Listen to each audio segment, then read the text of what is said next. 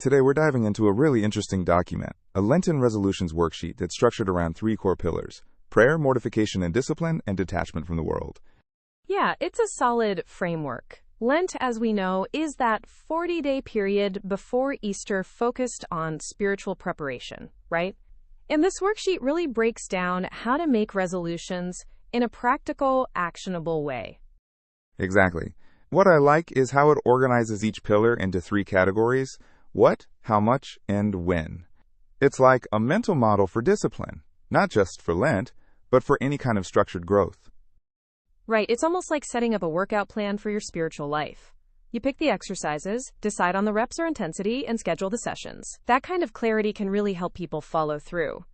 Yeah, and starting with prayer, which is the foundational pillar here, the worksheet lists specific practices under what? Things like the daily rosary, praying before every meal, the Divine Mercy Chaplet, morning prayer, a decade of the rosary, and going to Mass.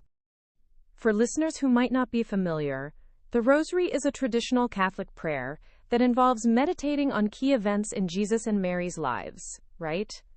And a decade of the Rosary is basically 10 Hail Mary prayers. That's right.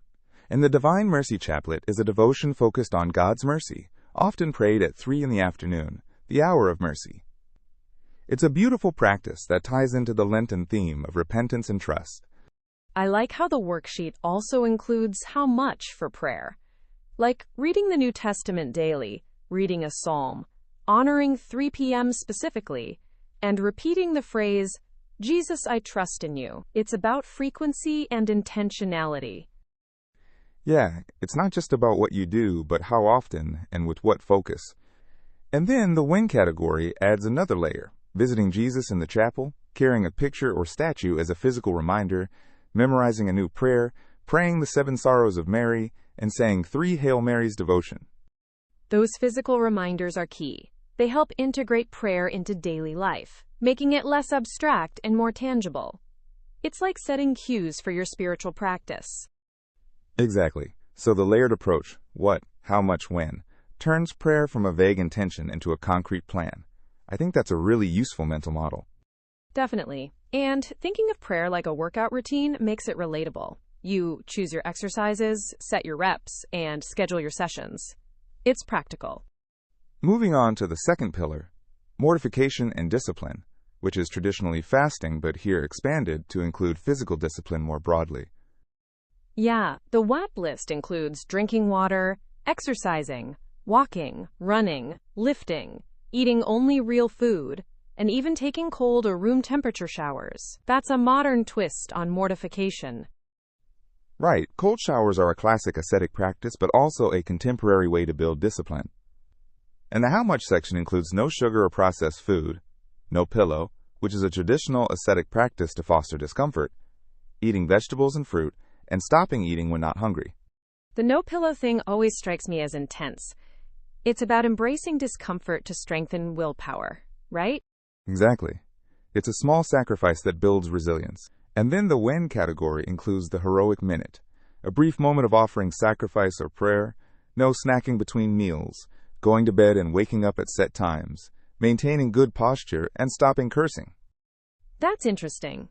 Stopping cursing is part of mortification. It's not just physical, but also about disciplining speech and habits. Yeah, it's a holistic approach. Mortification isn't just deprivation. It's cultivating habits that align body and spirit, like endurance training. Small, consistent challenges build resilience. And I think the timing aspect, like the heroic minute or set sleep times, helps form habits. It's not random, but intentional. Absolutely. It's about embedding discipline into daily rhythms. Now, the third pillar, detachment from the world. Traditionally almsgiving, but here expanded to include digital and media habits. Yeah, the wet tea list includes feeding the poor, donating clothes, listening to Catholic podcasts and music, calling family members, and no device use after 8 p.m. I like how it incorporates modern technology habits. It's a contemporary adaptation of almsgiving, detaching from digital distractions. Right, and the how much section suggests setting a holy background on tech devices, writing letters or thank you notes, watching Catholic YouTube, and no screens while eating. That's a great way to foster mindfulness. No screens at meals encourages presence. And the win category includes cutting out worldly music, limiting or cutting social media, using only audio instead of screens, and applying grayscale or inverted colors on devices to reduce their appeal. The grayscale or inverted tech is a clever trick. It makes devices less tempting, which supports digital fasting. Exactly. It's like media hygiene, paralleling traditional fasting but applied to modern life. And the balance between active giving, feeding the poor, and passive detachment, limiting screen time, is important. It's not just about sacrifice, but also generosity. Yeah, almsgiving here is both external and internal, giving to others and giving up distractions. So to wrap up, the worksheet's 3 pillars, prayer, mortification and discipline, and detachment from the world, each broken down into what, how much, and when, provide a comprehensive, structured guide for Lenten resolutions. And the mental models help make these spiritual disciplines relatable. Prayer as a workout, mortification as endurance training, and almsgiving as digital fasting. Plus, this layered approach can be applied beyond Lent to any goal requiring discipline and growth. Yeah, it's about intentionality and consistency, making spiritual practice concrete and measurable. Well said. It's a practical tool for anyone looking to deepen their spiritual life in a structured way. Definitely, I think listeners with a solid background will appreciate the depth and the modern adaptations. Agreed. It's a thoughtful balance of tradition and contemporary relevance. So that's our breakdown of the Lenten Resolutions worksheet. Until next time. Take care.